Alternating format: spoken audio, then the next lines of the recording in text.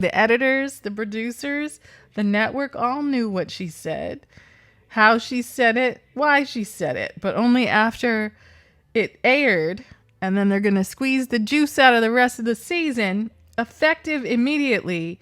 She will not appear in the next season of Love and Hip Hop Atlanta. So, has our girl been banned from the franchise, or is this is this a publicity stunt? The drama reached a boiling point during the series episode titled appropriately Menace to Society, which aired August 29th. During a sit-down, castmates Erica Mena, 35, and dancehall artist Spice, 41, seemingly came together to hash out prior issues they had with each other. Fellow reality star Shakana Anderson was also present to mediate for the two. However, things went completely left when it became clear the women could not see eye to eye about the situation. As the conversation grew more heated, Mena flipped the table over and seemingly lunged at the Jamaican musician. The pair hurled several derogatory statements at one another, with Spice yelling that Mena's son hates her, and the actress returning harsh words using a racial slur. After Mena was escorted out of the venue, the stepmom star referred to Spice several times as a monkey and a blue monkey, which seems to have been the breaking point for social media users. But apparently not the breaking point for the network to break up with the show, or for the show to break up with the story producers who were on set guiding the drama. I'll put it like that. Reacting to the shocking moment, one internet user wrote, "This isn't colorism, this is racism. Erica Mena isn't black. Colorism is exercised within the same ethnic group or race. Calling Spice a monkey is pure, cut and dry, textbook racism. I implore the confused to get off social media and open a book or a dictionary." Another commenter said, "It is extremely sad and disturbing that some black women in particular are co-signing or justifying what Erica Mena said to Spice, even if Spice talked about her kid, which she didn't, doesn't give someone the right to use a racial slur." An account from different users, many other users shared the same opinions. It wasn't long before the official page for the MTV series announced that Mena had been fired and would not appear on the upcoming season. I think they mean the next season. In a message posted across their social media platforms.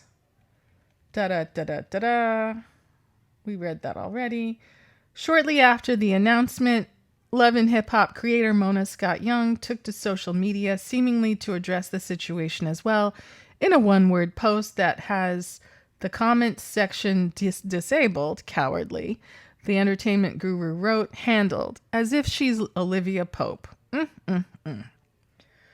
You know, Kaya, who did that song My Neck, My Back, claims that the people who appear on the Love and Hip Hop franchise basically don't get paid very much and only get like a bucket of chicken, like free food from like crafting and catering for the time that they're working. So the show is really about promoting their other work and other projects. It's not really making them money or residuals because it's not covered by SAG-AFTRA. It is not union. It is not scripted. So make a note of that. It's a little bit more of an exploitation type of project that might help you if you have music or fashion line or an acting career to promote, but you might be asked or forced or tricked to stoop to these kinds of behaviors for clicks, views, and ratings. Mona Scott Young's post seems to have triggered many online to speculate that Mena was only fired to save face. Fellow Love and Hip Hop star Scrappy also alluded to as much before retracting his statement.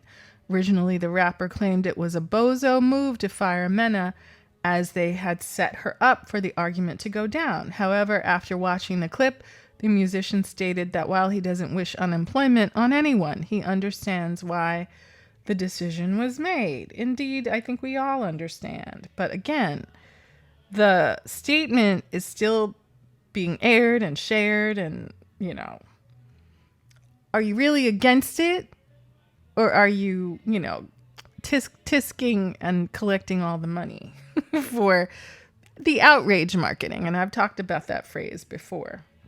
As far as the rest of the internet, social media users slammed the show for even allowing the episode to air. Exactly. Noting the producers obviously knew the situation happened months before the public saw the altercation.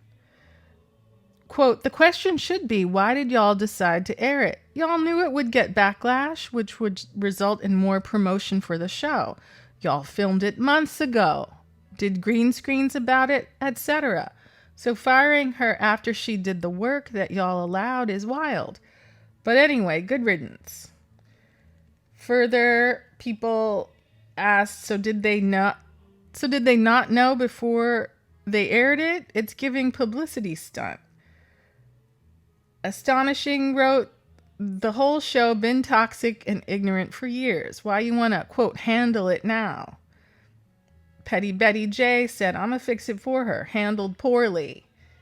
Mandy's Graham, the biggest ish starter and messiest of them all. Just cancel the show, period. The show in itself does nothing for the Black community. Paris Blue 55 says it should have been handled long before that episode aired. Nikki Gilbert says another power move is to handle it before it airs and cut the angry, out of order outburst out of the episode so non-Black people don't continue to monetize the destruction of our people. Tiffy1 says Mona and the entire franchise is FOS. They should have fired her after the scene and never aired it, and if social media wasn't in an uproar, they never would have fired her. Kelly's sister, Black people defending her is crazy to me. Do you think a member of a certain religious sect would be in these comments defending an anti-religious sect slur if she had said that? I am Sakina said handled. Girl, stop. The whole show is toxic and a terrible depiction for our community. At this time, neither the show producers nor Mona Scott Young has offered any clarity as to why the episode was allowed to air. And it went through edit, meetings, discussions, lawyer review, all the stuff you do when a network makes a show and ultimately decides to broadcast it repeatedly. Mena has not publicly addressed the fight nor her firing at this time. Do you think Erica Mena and her remarks should have led to her firing? Or do you think she just did what she was asked to do?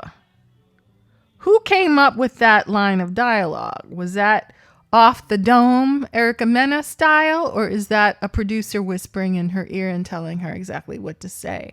I would certainly love to know your opinion in the comments, stitches, and duets.